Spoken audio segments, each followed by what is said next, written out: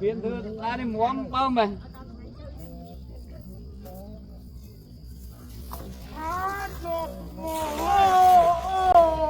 Ôi dằng đi Lục ơi.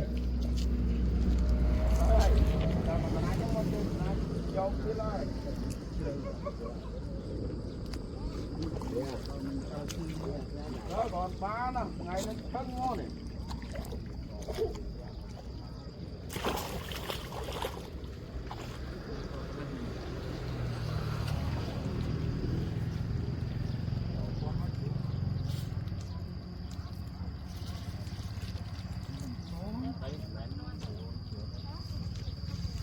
Đây mua đây thế này, đó. Hai kia đi mau.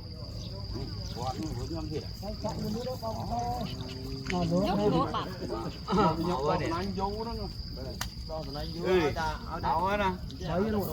nhóc lột đi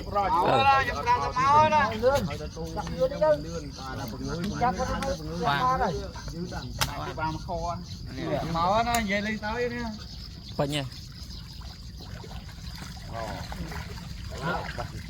bây giờ mình đang máu đó